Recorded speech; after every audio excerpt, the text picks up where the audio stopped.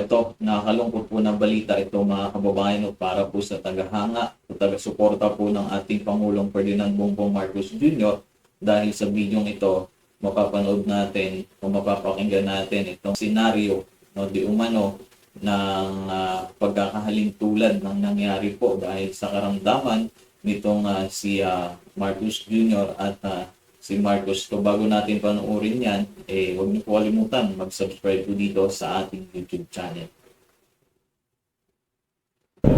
Kumakailan lamang inamin ng Malacanang na dinala sa ospital si BBM dahil daw sa hindi mainam na pakiramdam. Later on, lumabas si BBM at inamin niya na siya ay merong sakit na diverticulitis. Anong implikasyon ng karamdaman ito ng Pangulo sa pangkalahatang larawan ng politika sa Pilipinas? Ito po muli si Atty. Mike Operario at pag-usapan natin yan sa araw na ito.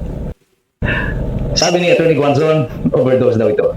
Sabi ng Malacanang, diverticulitis. Sabi ni Claire Castro, walang dapat ikabahala at the President is back doing his job. Ano nga ba ang totoo? Well, ano man ang tunay na karamdaman ng Pangulo, ang mahalaga nito ay kanila pag-amin na siya ay na-hospital. Ang ganyang sinasabi, kung totoo ito na ang sakit niya ay diverticulitis, hindi po ito normal na karamdaman na parang sinasabi ni Claire Castro na dahil sobrang sipag ng presidente, ay nagkaroon siya nito. Ang stress po ay hindi nagiging sanhi ng diverticulitis. Ito ay isang sakit na kung saan nagkakaroon ng pamamaga o nagkakaroon ng mga bukol ang iyong bituka at nagiging mahirap sa iyo ang pagdumi. Ito po yung discomfort na sinasabi ni Claire Castro. Hindi po ito parang sipon o ubo na parang na-acquire mo lang kahapon at after 3 days ay wala na. This is a disease that is cumulative in its effect. Pangmatagalan po ito at ang tangi lamang pong nagiging solusyon dito ay isang operasyon.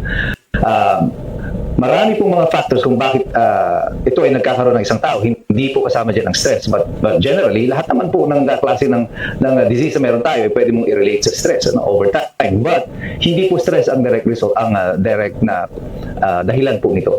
Ang diverticulitis po ay nakukuha dahil sa iyong genetics o di kaya ay sa iyong lifestyle, sa diet, sa mga drugs na iniinom mo o intake mo. Kaya po kadalasan ng mga nagkakaroon ng sakit nito ay marami sa kanila ay mga atleta. Isa sa pinakasikat na atleta na nagkaroon nito ay si Brock Lesnar ng WWE at later sumali sa UFC. Naging UFC champion po si Brock Lesnar. Kaya lang napilitan siya na magretiro ng mas maaga sapagkat yung kanyang diverticulitis ay dumating doon sa punto that it has threatened his life. Yes, this is a life-threatening disease kung hindi po maaagapan. Noong mga kababayan, nanganganib pala ito, no? Kung ito'y patuloy na hindi po ma-monitor at hindi maagapan, sabi nga dito, is a life-threatening disease di umano. Nakakalungkot ito para sa mga tagahanga po ng ating Pangulo. At si Brock Lesnar po, matapos siya magretiro, inoperahan siya, pinutol ang ilang bahagi ng kanyang bituka at pagkatapos, after a few years, ay bumalik din naman siya. At pagkatapos nagretiro ulit dahil nga bumalik yung kondisyon niya doon sa kanyang diverticulitis. So itong sinasabi ni Claire Castro at saka ni BBM na parang okay lang siya, hindi na siya mamamatay. Well, kulang ang kanilang detalye. Because this disease na meron siya is not an ordinary disease. This is a life-threatening disease if not properly treated. Ano nga ba ang tamang kondisyon niya? Nagsasabi ba sila ng totoo sa taong bayan kung ano ang meron siya? Ang importante dito ay yung implikasyon itong pag-amin nila na meron siyang sakit, which could be life-threatening. Well, ang effect po nito ay lalong hihina ang liderato ni BBM sa maraming kadahilanan. Una, dahil sa huling mga survey, kitang-kita na patuloy ang pagsadsad ng popularidad ng Pangulo. Ang kanyang approval rating, trust rating, at overall performance rating ay lahat ay bagsak. It's in the negative. Ibig sabihin, mas maraming mga Pilipino ang ayaw na sa kanya. Yan po yung napapansin ngayon ng taong bayan, no, na talagang parang ayaw na ipagpatuloy niya ang pagkapangulo po dito sa ating bansa. The popular base of the president is already gone. Maraming Pilipino, kitang-kita nyo naman, even his public appearances.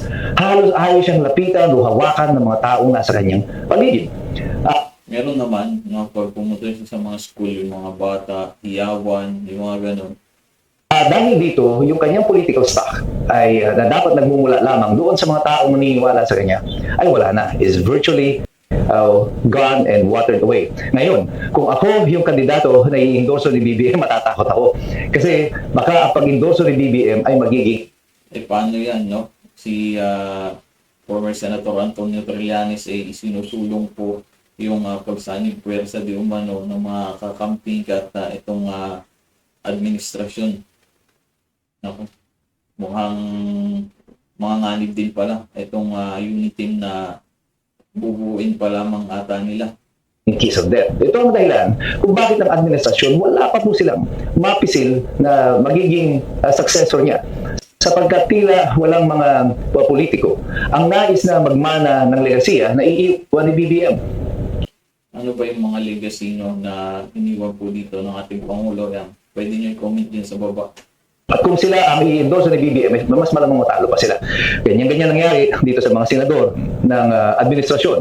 Dahil sa mga endorsement ni BBM, ay lalo pa nagkatalo. At yung iba nga noon, Proven naman, ano, kasi ilang mga senador lang yung pumasok ng nakarang eleksyon doon sa line-up nila. sa gitna ng kampanya, parang gusto na nga daw na huwag nang palabasin si BBM sa kanilang mga kampanya. At tama naman po sila. Ikalawa, na dahilan ng kanyang paghina, itong kanyang physical na kondisyon.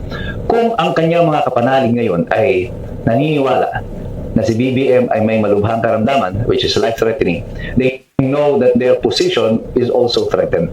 Kasi pag namatay si BBM, o mawala siya, o mapilit na siya mag-resign dahil sa kanyang karamdaman, si Sara Duterte ang papalit. At ngayon, tinitimbang na nitong mga politiko kasi kung si Sara Duterte ay uupo at mawala si BBM within 2026 ay at hindi pa nila na-impeach si Sara Duterte, they will all be in trouble. So right now, everyone is posturing kung paano sila tatalon sa partido nila Sara Duterte. Baka mapaaga magpahayag sila ng mga suporta dito sa administrasyon ni Sara kasi very uncertain ang future nila with BBM. Wala po itong pinag-iba in the animal kingdom, kagaya po sa mga leon, even sa mga chimpanzees o sa gorilla, mga gorilla. Kapag ang alpha male, sa mga leon, yung the king, the lion king, the leader of the tribe, ay nagpakita na ng kanyang kahinaan, other lions begin to challenge yung leon na yun, and eventually they are ousted. So the alliances in the pride or in the group also changes yung dynamics na yan. At wala pong pinag-iba yan sa politika natin sa Pilipinas. Ang alliances po ngayon, with this uncertainty in the administration, it is now changing. It is moving. It is shifting. And another thing that we must consider here is history. Sabi ko sa inyo noon, tila parang inuulit ang kasaysayan. Alam niyo, nung bago bumaba si Ferdinand Marcos noong 1986, umuugong na noon ang balita na mayroon siyang karamdaman. At para patunayan na wala siyang sakit, ang ginawa noon ni Ferdinand Marcos, yung tatay ni Bongbong, ay naghubad siya in camera, pinakita yung kanyang katawan, nagfe-flex, very weird ang itsura, hanapin niyo yan, makikita niyo yan sa YouTube.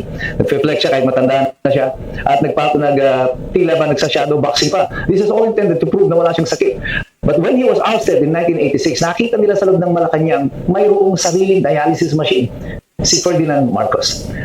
Ang malinaw noon, itinago niya talaga yung kanyang karamdaman. And hindi po malayo ngayon na pati ang administrasyon ni Bongbong Marcos ay tinatago din ng kanyang totoong karamdaman.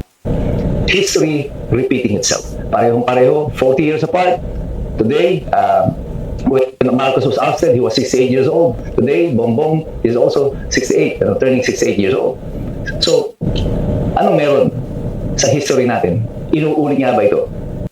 Ako noon pa sinasabi ko sa inyo, yung paghina ni Bongbong Marcos since 2025 that he has become a lame duck president after the senatorial election now continues. Naramdaman niya na yan pagkatapos ng senatorial election, nag-umpisa yung investigasyon sa flood control, nag-alisa niya ang mga kasamahan, ang kanyang hanay hindi dumadami kundi nababawasan. And things are not going well for this administration. Kanya po tayong lahat, patuloy tayong nagmamatsyag, patuloy tayong nagbabasa, patuloy tayong nag-aaral. Hindi na tayo maloloko ng administrasyon ito. Nagbabantay tayo, nag-aaral sapagkat alam natin, mahirap makialam ng taong walang alam. God bless you. God bless us all. Mabuhay ang Republika ng Pilipinas.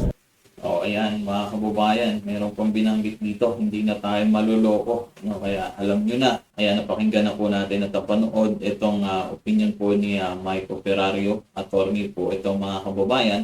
Ikaw, ano po ang opinion mo? I-comment mo na lang dyan sa baba. Maraming salamat po.